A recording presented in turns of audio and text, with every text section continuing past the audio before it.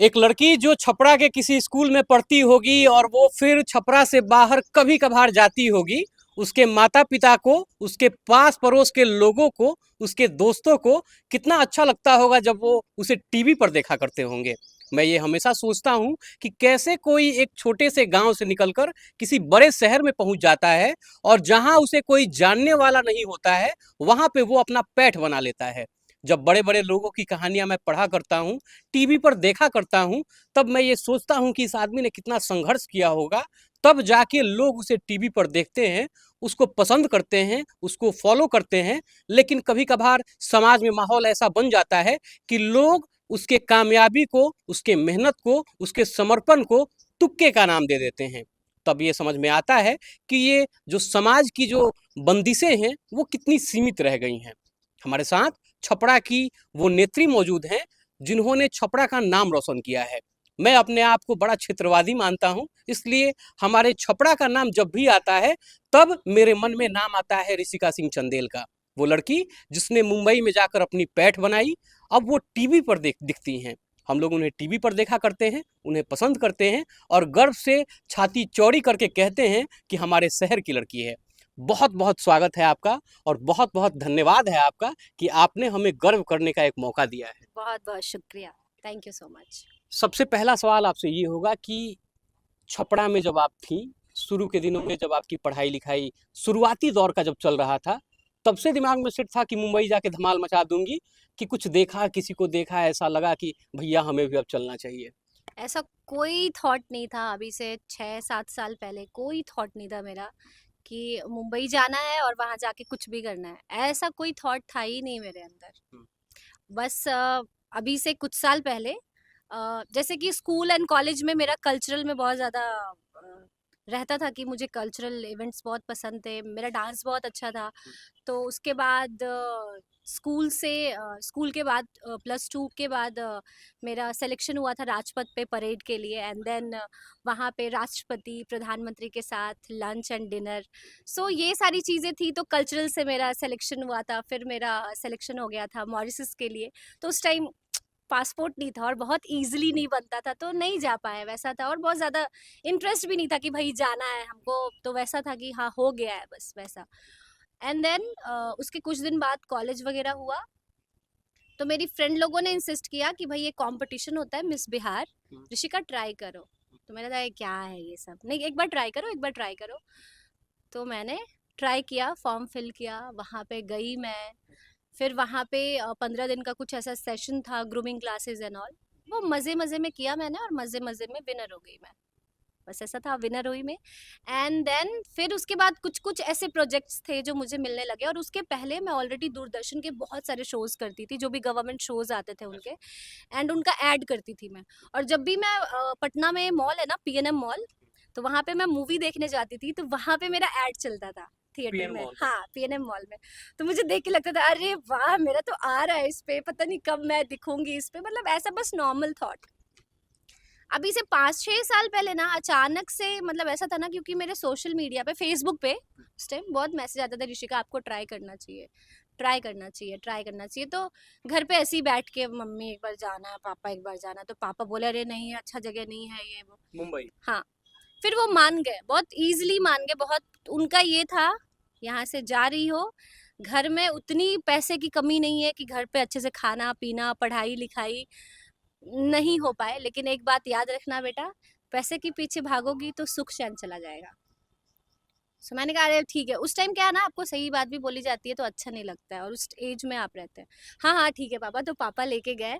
And then वहाँ गई मैं, तो यहाँ पे इतना काम कर रही थी ना मैं बहुत बिजी थी, और उस एज में मैं बहुत अच्छा कमाती थी, जो भी चल रहा था।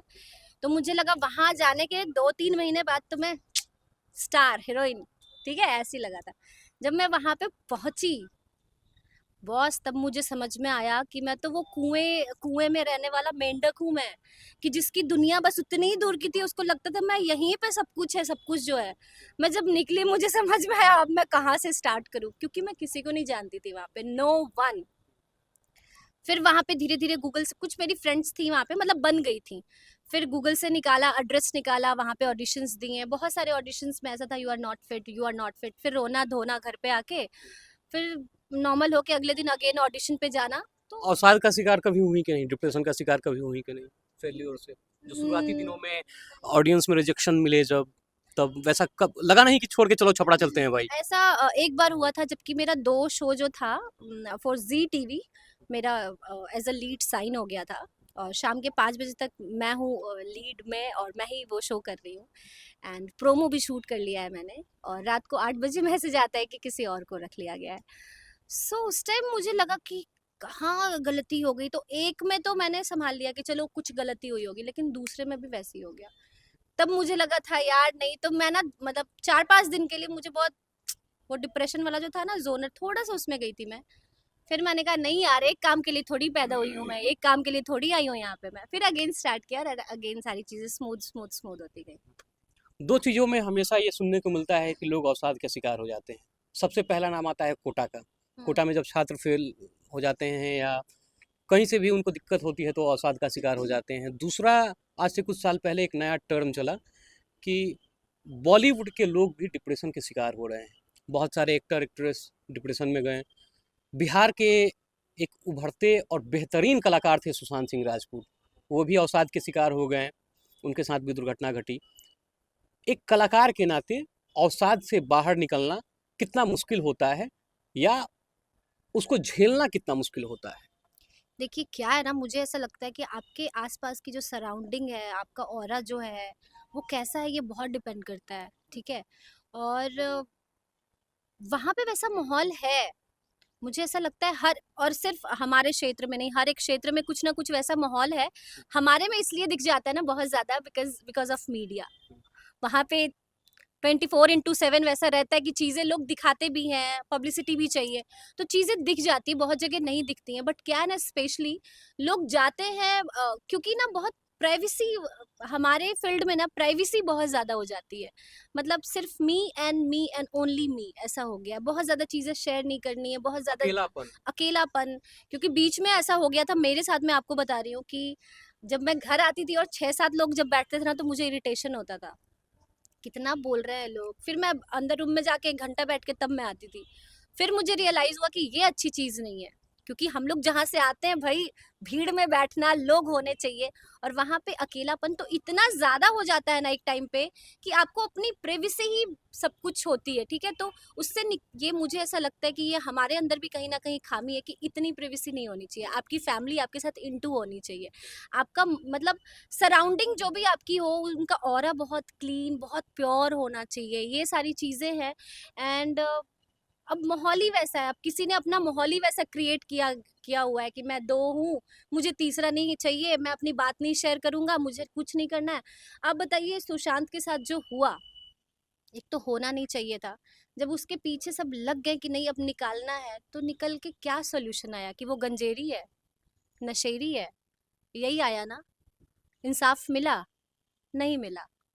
खबरों को कितना तोड़ा मरोड़ा जाता है मुंबई में। जैसे मान लीजिए कि जिस प्रकार से जो जितनी प्रतिभा उनमें थी, हमको नहीं लगता कि भारत के किसी बड़े पॉलिटिशियन का बेटा भी उतना साइंस के क्षेत्र में आगे होगा, दिमागी तौर पे उतना मेंटली स्टेबल होगा।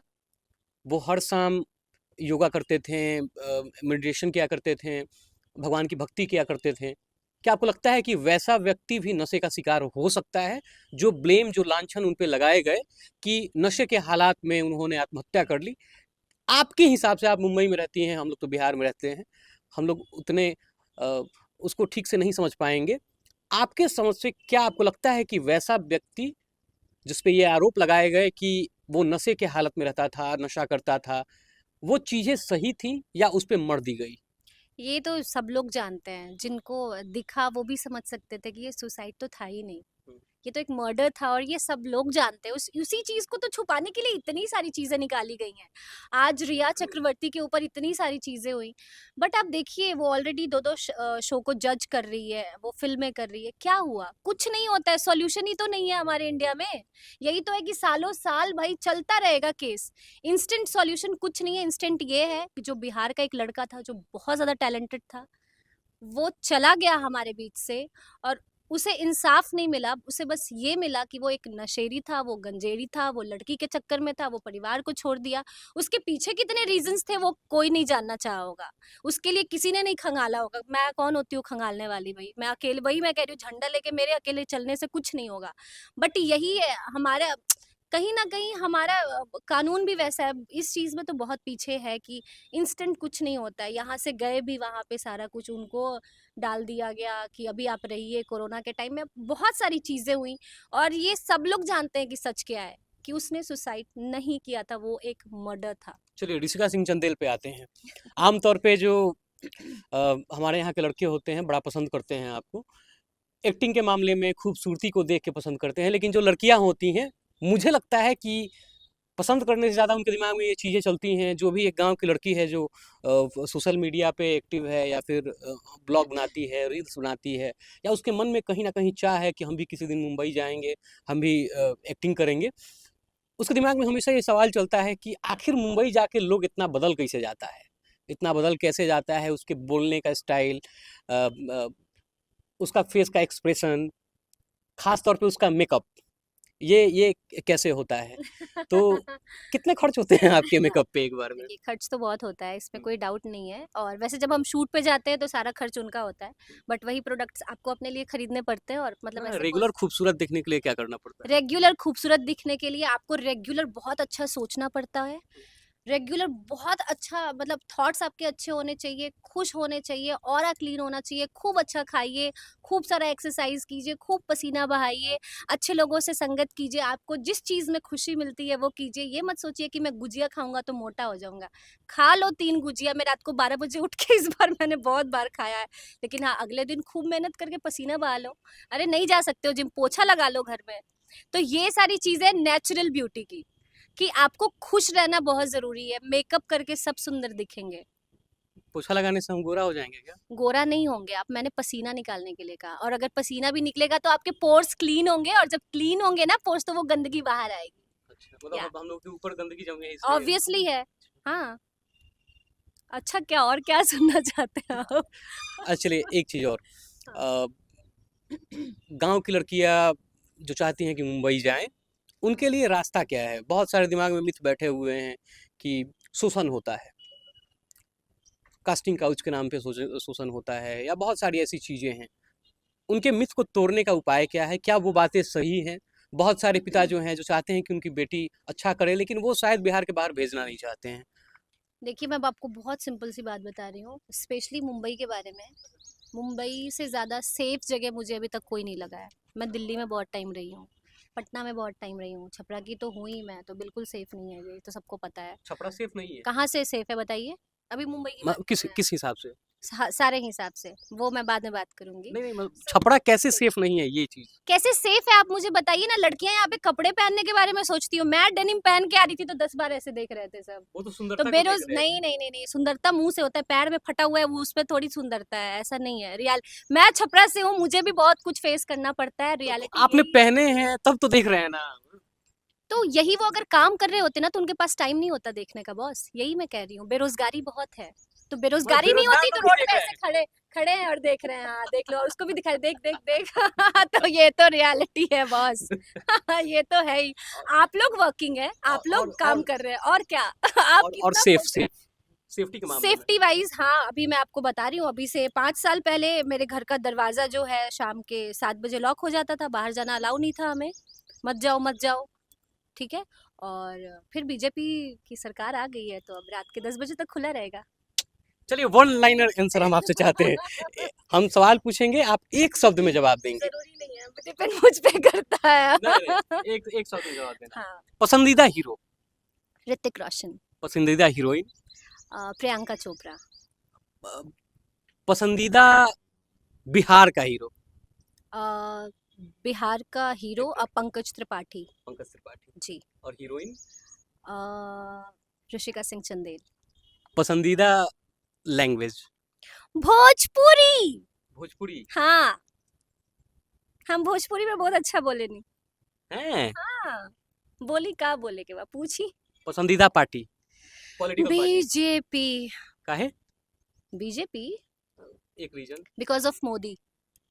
मोदी के काम आपको अच्छे लगते मोदी हैं? हैं तो सब संभव है, आई गेस। या मैं बहुत बड़ी फैन हूँ उनकी, और उनके उनके लुक को लेके फैन नहीं हूँ मैं, उन्होंने जो काम किया है। इवन आज जब मैं मिलती हूँ लोगों से, और वो जब हमारे इंडिया के बारे में इतनी अच्छी बातें करते हैं, हमारे भारत के बारे में करते हैं, तो मुझे ऐसा लगता है पहले ऐसा नहीं था, पहले इंडिया को ऐसे रिप्रेजेंट नहीं किया जाता था, बट अब तो लोग इतना प्राउडली बात करते हैं। तो वो बस संभव हो पाया है मोदी जी के कारण। भोजपुरी का पसंदीदा गाना? अ, सच बताऊं, हाय रे होठ लाली हाय रे कजरा और लॉलीपॉप लागेलू, भाई ये वर्ल्ड फेमस गाना है हमारे। मतलब हमारा कोई भी गेट टुगेदर होता है, हमारी पार्टी होती है, उसमें ये गाना बजता ही बजता है। हाय रे होठ लाली या हाय लॉलीपॉप लगे? लॉलीपॉप लागेलू। लॉलीपॉप लगे। और हाय रे होठ लाली इसलिए अभी कुछ दिन से मैं ये गाना सुन रही हूँ, मतलब कहीं कहीं सुनने में आ जा रहा है, इसलिए। पहले भी सुना है मैंने। पसंदीदा त्योहार? छठ पूजा। छठ पूजा। छठ पूजा में गाँव आती हैं आप? हाँ, मतलब पिछली बार नहीं आई थी मैं, क्योंकि रीजन ये था, क्योंकि उसी टाइम मैं छठ पूजा का एक गाना करके गई थी यहाँ से। 5 साल बाद ऋषिका सिंह चंदेल अपने आप को कहाँ देखती हैं? 5 साल बाद मैं अपने आप को, मैं यहीं पे देखती हूँ, मैं यहीं मिलूंगी मैं आपसे, फिर एक अच्छा सा करियर प्यारा पॉइंट सा ऑफ इंटरव्यू करूंगी मैं, कि मैंने बहुत अच्छे अच्छे काम किए हैं, और आप उन कामों के बारे में। करियर पॉइंट ऑफ करियर के बारे में ही कह रही हूँ मैं, कि मैंने बहुत अच्छे अच्छे काम किए, एंड आप बहुत अच्छे अच्छे काम के बारे में आप मुझसे क्वेश्चन करेंगे। पसंदीदा डायरेक्टर जिसके साथ आप काम करना चाहती हैं? लीला भंसाली जी। संजय लीला भंसाली। जी। मेरे भी फेवरेट है। अरे वाह। संजय लीला भंसाली का फेवरेट डायरेक्शन वाला फिल्म? अभी गंगूबाई, जो काठियावाड़ी गंगूबाई आई, अभी मुझे वो फिलहाल बहुत अच्छी लगी मूवी। चलिए, एक चीज, एक टर्म चल रहा है देश में, फेमिनिज्म।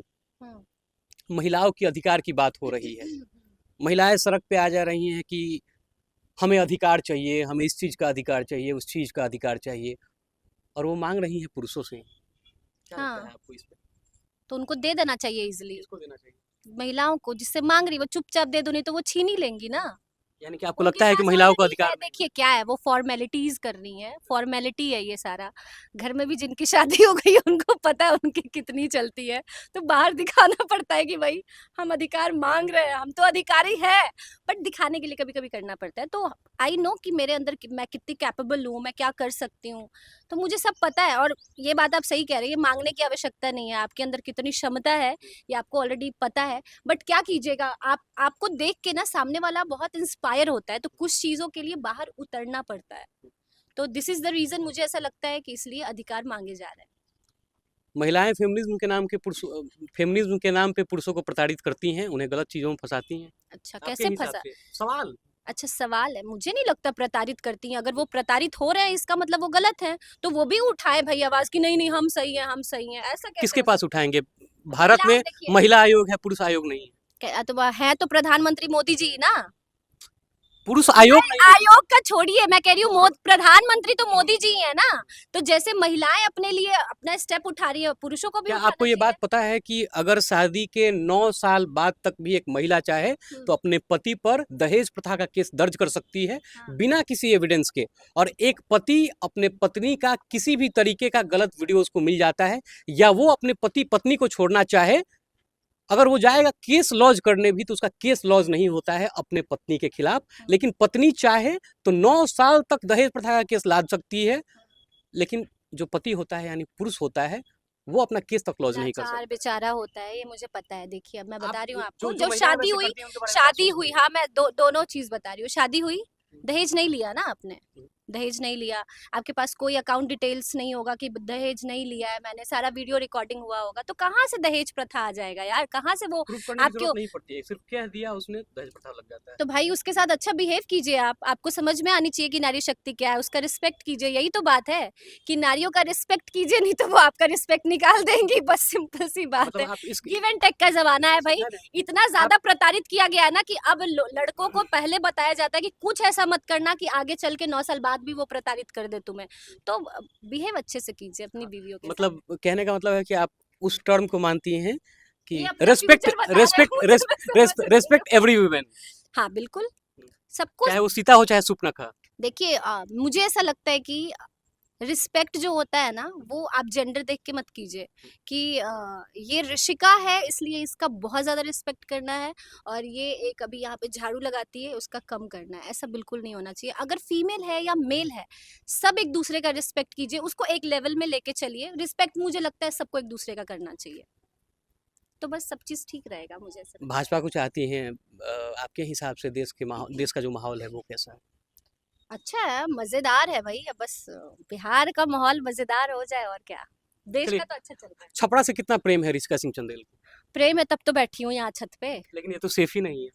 सेफ? अरे तो इसलिए तो छत पे बैठी हूँ, नीचे ग्राउंड फ्लोर पे नहीं रहती मैं। आपको समझ में नहीं आ रहा, इसलिए छत पे हूँ मैं। देखिए छत का नजारा है ये। रीजन इज दिस ओनली, इसीलिए छत पे हूँ मैं। सेफ किस मायने से नहीं है, मैंने आपको बताया। यहाँ पे अभी आप कंस्ट्रक्शन वाइज भी देख ले, थॉट्स वाइज देख ले, लोगों के सोच के बारे में आप देख ले। वो कहते हैं ना, आजाद रहिए अपने विचारों से, जरूरी है ये सब पर चीज़ों से। बंधे रहिए अपने संस्कारों से। तो ये संस्कार जो है ना, धीरे धीरे, जैसे मैं आपको सच बोल रही हूँ, स्पेशली मैं बिहार के लिए कहती हूँ कि भाई इस चीज के लिए ना लोग बहुत ज्यादा अप्रिशिएट करते हैं सामने वाले को, कि मतलब बिहारी जितने बिहारी हैं ना, उनके अंदर कितना मतलब वो संस्कार कितनी ज्यादा है, कितने रिस्पेक्ट से बात करते हैं। वो धीरे धीरे निकलता जा रहा है, मतलब कम होता जा कम रहा होता जा रहा है। है। बेरोजगारी बहुत है। तो बेरोजगारी ऐसा नहीं है कि सरकार आके आपके थाली में परोस के देगा कि नौकरी ले लो। आपको आके किसी ने कहा था क्या कि आप ये सब कीजिए? आपको लगा कि आपके अंदर वो टैलेंट है, तो सब अपना टैलेंट दिखाओ। लिट्टी चोखा बेचने में ही दिखाओ, लेकिन करो काम। मुझे ऐसा लगता है घर मत बैठो, बस काम करो। किसी चीज के लिए तो इनिशिएट दिखाओ। वो रोड पे खड़े होके लड़कियां या लड़के जो भी, मैं सिर्फ लड़कियों के लिए नहीं कह रही हूँ कि उनको ताड़ते हैं, देखते हैं, कमेंट करते हैं, मैं सबके लिए कह रही हूँ ये। चलिए, अंतिम सवाल। अंतिम ही है ना? अंतिम सवाल। ओके, हाँ। थक गई हैं आप? नहीं नहीं, बिल्कुल नहीं। चलिए, अंतिम सवाल। मुंबई आप 4 साल रही, 5 साल अभी, हम्म 5 साल रह हाँ। चुकी हैं। बिहार को किस तरीके से देखना चाहती हैं आप? बिहार में क्या क्या बदलाव होने चाहिए? किस तरीके से आपको लगता है कि मैं यानी कि ऋषिका सिंह चंदेल, बिहार में अगर बसना हो तो हमको ये चीज़, ये फैसिलिटीज़, ये इंफ्रास्ट्रक्चर हमको यहाँ पे चाहिए, ये सुविधाएं चाहिए, तब भाई मैं यहाँ की बिहार में पूरी तरीके से इस्टेब्लिश हो जाऊंगी। पहले तो योगी जैसा मुख्यमंत्री चाहिए यहाँ पे, जो माफियाओं को खत्म कर दे, एकदम। बुलडोजर चलवाए। मतलब ये जहर आदमी हो यहाँ का मुख्यमंत्री, मतलब क्या बोलूं मैं, मेरे एक्सप्रेशन से आप समझ सकते हैं।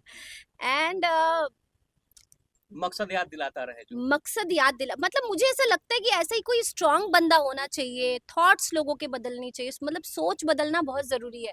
मैं अभी प्रीवियस इंटरव्यू में यही कह रही थी कि ये बहुत इंपॉर्टेंट है कि अगर हम किसी छोटे शहर में रह रहे हैं ना, तो वहाँ से निकल के एक बड़े शहर में जाना जाना बहुत ज़रूरी है। अब जब वहाँ जाते हैं ना, तो आप देखेंगे तौर तरीका, बैठना उठना, बात करना, क्या तरीका होता है, क्या जिंदगी है। वो मेंढक का कुआं वाला बोला ना मैंने, बस वही सिनेरियो है।